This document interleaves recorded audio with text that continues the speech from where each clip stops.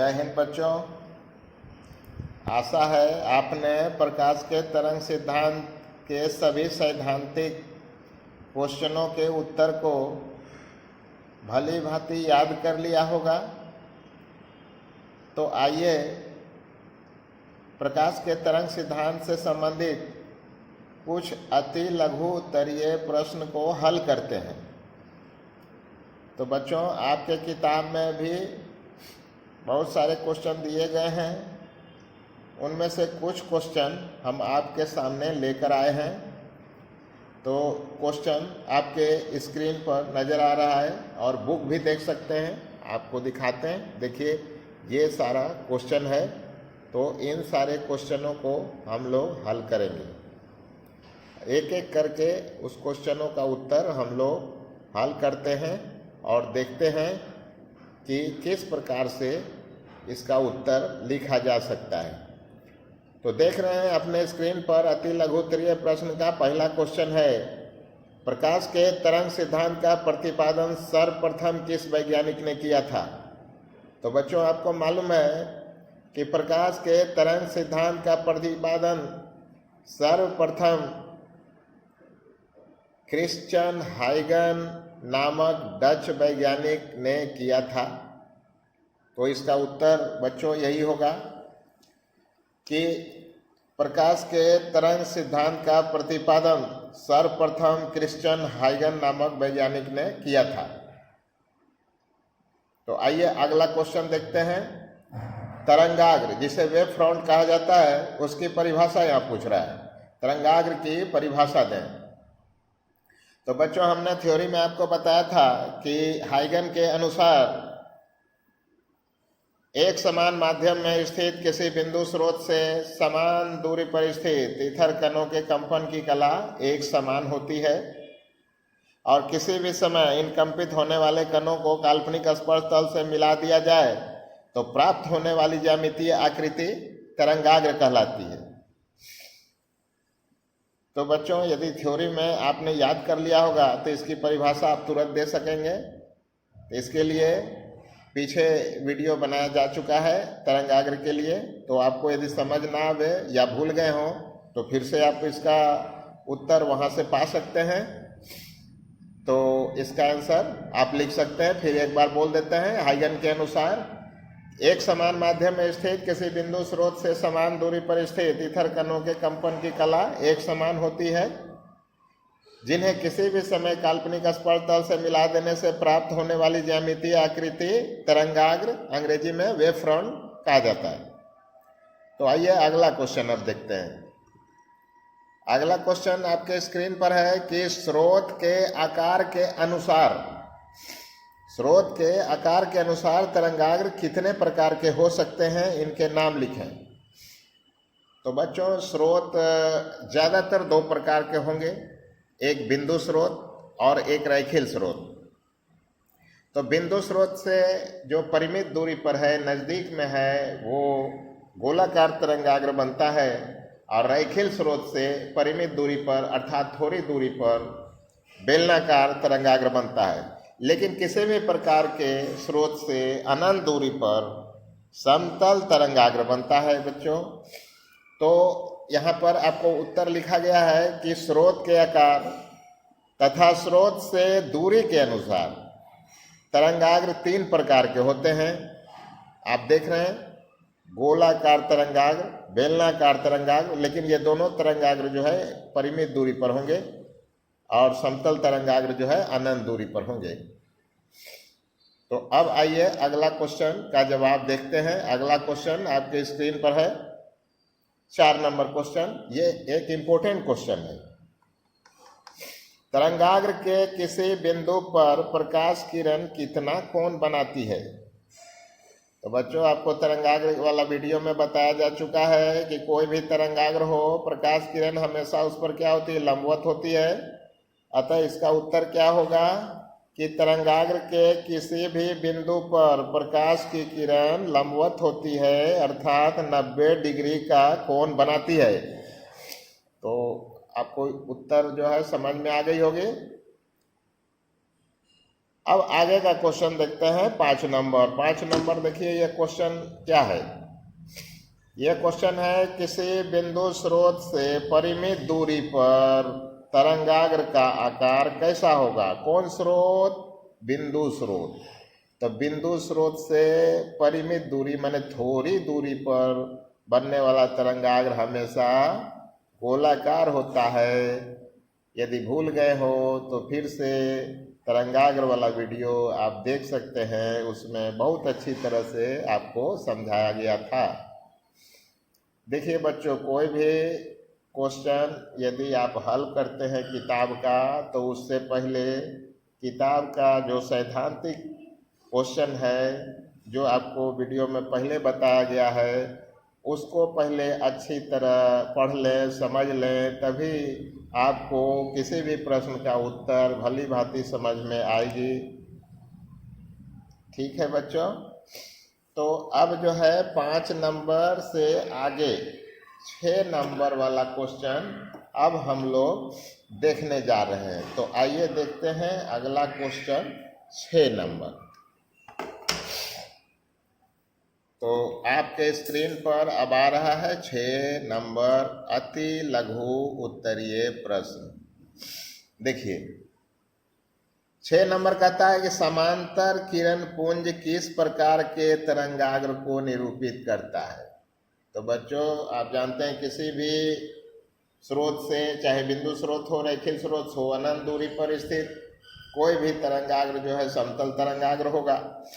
तो समांतर किरण पुंज जो है अनंत दूरी पर ही संभव है किसी स्रोत से। तो समांतर किरण पुंज किस प्रकार के तरंगाग्र को निरूपित करता है? तो ये समतल तरंगाग्र को निरूपित करेगा। देखिए ये समांतर किरण पुंज है और ये जो लंबवत दिख रहा है ये समतल तरंगाग्र है। तो आ गई होगी समझ में बच्चों इसको। अब अगला क्वेश्चन देखते हैं वो क्या कहता है। अगला क्वेश्चन 7 नंबर कह रहा है कि एक तरंगाग्र मतलब वेवफ्रंट के 2 कणों का कलांतर माने फेज डिफरेंस क्या होता है। तो बच्चों, हाइगन के थ्योरी में हमने आपको बता दिया था कि किसी भी बिंदु स्रोत से चारों तरफ फैलने वाली प्रकाश तरंगों की चाल एक समान होती है, अर्थात समान समय में प्रकाश समान दूरी तय करती है और प्रकाश स्रोत से समान दूरी पर स्थित माध्यम के इथर कणों की कंपन की कला एक समान होती है। अर्थात जितने भी इथर के कण होंगे वो एक साथ वाइब्रेट करते हैं। तो बताइए, सभी जब एक साथ वाइब्रेट करेंगे तो उनमें कला में कोई अंतर होगा क्या?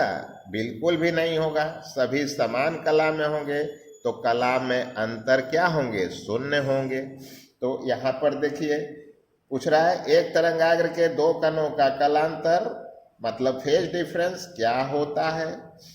तो किसी भी एक तरंगाग्र के प्रत्येक कणों के कला का अंतर, जिसको कलांतर बोल रहे हैं, वो शून्य होगा, क्योंकि प्रत्येक कण समान कला में एक साथ कंपन करते हैं। अब आइए अगला क्वेश्चन हम लोग देखते हैं। अगला क्वेश्चन आपके स्क्रीन पर 8 नंबर है। जब प्रकाश विरल माध्यम से सघन माध्यम में जाता है तो प्रकाश की चाल कम हो जाती है।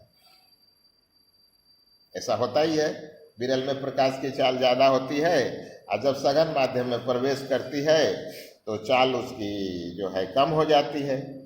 तो कहता है कि क्या प्रकाश की चाल में होने वाली कमी प्रकाश तरंगों द्वारा संचारित ऊर्जा की कमी का द्योतक है क्या? यही प्रश्न है। प्रश्न फिर से समझिए। जब प्रकाश विरल माध्यम से सघन माध्यम में जाती है बच्चों तो उसकी चाल कम हो जाती है, तो क्या ऊर्जा भी कम हो जाती है? यही पूछ रहा है, इसी का उत्तर देना है। तो बच्चों ऐसा है कि जब प्रकाश विरल से सघन में जाती है तो उसकी चाल तो कम हो जाती है लेकिन ऊर्जा कम नहीं होती है। तो इसका क्या कारण है कि ऊर्जा कम नहीं होती है? क्योंकि देखिए जब प्रकाश वायु में चल रहा होता है, हवा में चल रहा होता है, तो इसकी जो चाल है वो 3 × 10⁸ मीटर पर सेकेंड अर्थात 3 लाख किलोमीटर पर सेकेंड होता है। कांच में यदि वही प्रकाश प्रवेश कर जाए तो 2 लाख किलोमीटर पर सेकेंड हो जाती है, मतलब घट गया। लेकिन उसी कांच से जब बाहर पुनः वायु में आ जाए तो फिर से 3 लाख किलोमीटर पर सेकेंड हो जाता है। तो यदि सघन माध्यम में यह प्रवेश करते समय ऊर्जा खो दिया होता तो फिर जो है उससे बाहर आने पर फिर से ऊर्जा कहाँ से आ जाती। तो ऐसा नहीं है बच्चों। तो इसका कारण क्या है? तो प्रकाश की ऊर्जा प्रकाश की चाल पर निर्भर नहीं करती है, बल्कि प्रकाश की ऊर्जा जो है प्रकाश तरंगों के आयाम पर डिपेंड करती है। और वो तो आयाम में जब कमी नहीं होगी तो निश्चित तौर पर उसकी ऊर्जा में कमी नहीं होगी। तो इसी प्रकार से इसका उत्तर लिखना है बच्चों। तो आइए देखते हैं इसका उत्तर क्या लिखा हुआ है। देखिए यहाँ पर प्रकाश तरंगों की ऊर्जा तरंगों के आयाम मतलब एम्पलीट्यूड पर निर्भर करता है, ना कि चाल पर, मतलब आयाम पर निर्भर करेगा, चाल पर निर्भर नहीं करता है। अतः किसी माध्यम में प्रकाश की चाल में परिवर्तन होने से उसकी ऊर्जा क्या होता है? अप्रभावित रहता है, उसकी ऊर्जा में कोई भी परिवर्तन नहीं होती है।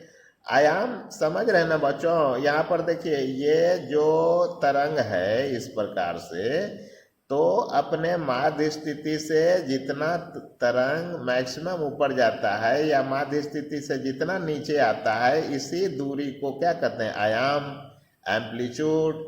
तो प्रकाश की ऊर्जा जो है इसी एम्पलीट्यूड पर निर्भर करता है। तो ऐसा है बच्चों, इस प्रश्न का उत्तर आपने समझ लिया होगा। अब एक और महत्वपूर्ण क्वेश्चन 9 नंबर है, आगे देखिए। ये 9 नंबर आपके सामने है।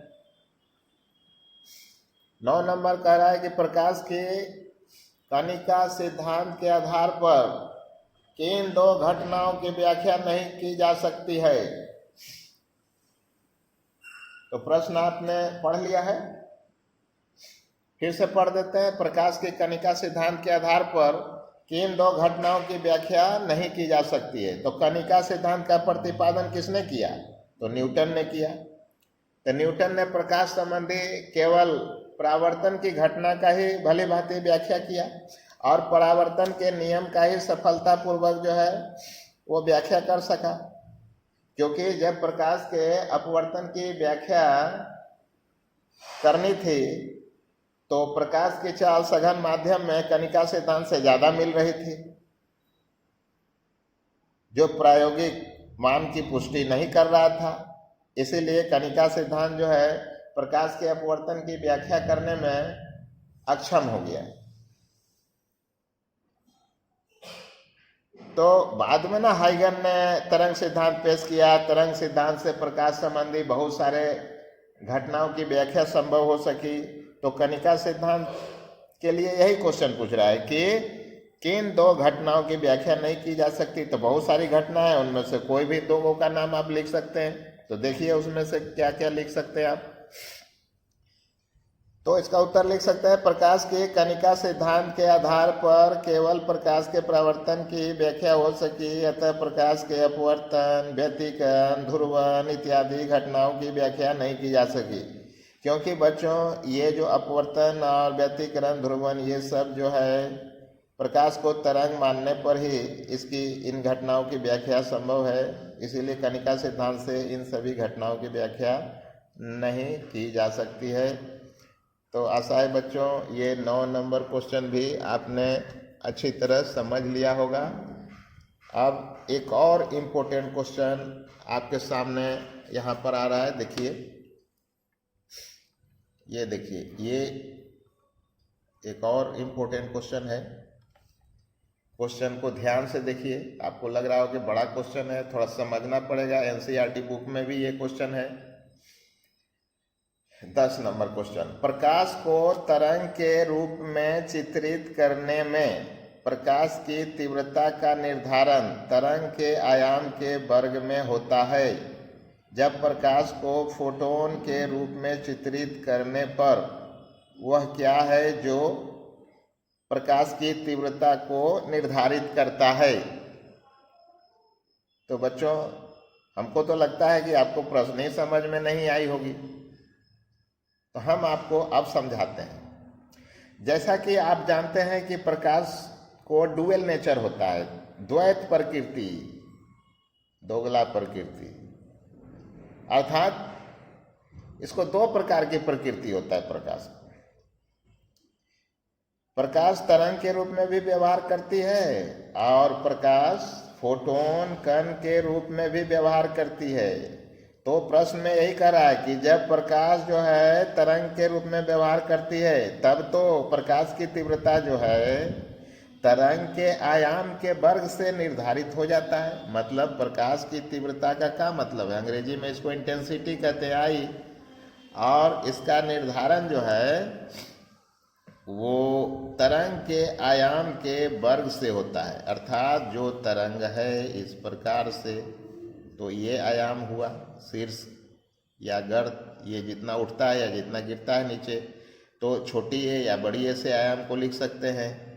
तो यहाँ पर है कि प्रकाश जब तरंग के रूप में होता है तब प्रकाश की तीव्रता अर्थात इंटेंसिटी उसके आयाम के वर्ग से निर्धारित हो जाती है। यहाँ तक तो ठीक है, लेकिन कहता है कि प्रकाश को जब फोटोन कण के रूप में मानते हैं, फोटोन कण के रूप में, तब तीव्रता का निर्धारण कैसे होता है वो बताइए। यही क्वेश्चन है बच्चों।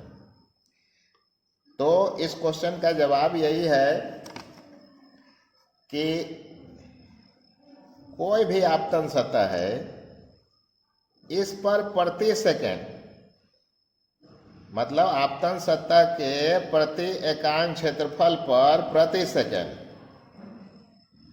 प्रति एकांक क्षेत्रफल पर प्रति सेकंड आपतित होने वाले फोटोनों की संख्या द्वारा तीव्रता का निर्धारण होता है। तो किसी आपतन सतह पर प्रति सेकंड, किसी आपतन सतह के, यहाँ पर लिख देना चाहिए, आपतन सतह के प्रति एकांक क्षेत्रफल पर, प्रति एकांक क्षेत्रफल पर प्रति सेकंड आपतित होने वाले प्रकाश फोटोनों की संख्या द्वारा निर्धारित होता है। फिर से समझिए बच्चों, ये क्वेश्चन जो है बहुत टेक्निकल है। हमने कहा कि प्रकाश को द्वैत प्रकृति होती है, प्रकाश तरंग के रूप में भी व्यवहार करती है और फोटोन कण के रूप में भी व्यवहार करती है। तो जब तरंग के रूप में व्यवहार करती है तो प्रकाश की तीव्रता वो जो है वो इसके आयाम के वर्ग से निर्धारित हो जाती है। लेकिन पूछ रहा था प्रश्न कि जब प्रकाश जो है फोटोन के रूप में व्यवहार करती है तब तीव्रता अर्थात इंटेंसिटी का निर्धारण कैसे होता है, ये बताइए, ये क्वेश्चन। तो इसका आंसर यही होगा कि जब प्रकाश किसी आपतन सतह पर आपतित होती है तो उसके प्रति एकांक क्षेत्रफल पर प्रति सेकेंड आपतित होने वाले प्रकाश फोटोनों की संख्या द्वारा निर्धारित होती है। अर्थात एकांक क्षेत्रफल पर एक सेकेंड में जितनी संख्या में प्रकाश फोटोन इस पर आके गिरेगा उसी के द्वारा प्रकाश की तीव्रता का निर्धारण हो जाएगा। तो आशा है बच्चों इस क्वेश्चन का जवाब आप समझ गए होंगे। इसको यदि कोई दिक्कत हो तो इसको फिर से वीडियो को पीछे ले जाकर बार बार समझ सकते हैं। ये टेक्निकल क्वेश्चन है बच्चों और इसको ज़रूर से ज़रूर समझिएगा। तो आशा है बच्चों आप अच्छी तरह से पढ़ाई कर रहे होंगे। इसके आगे का क्वेश्चन हम लोग अगले वीडियो में देखेंगे। तब तक अच्छी तरह से पढ़ें। धन्यवाद।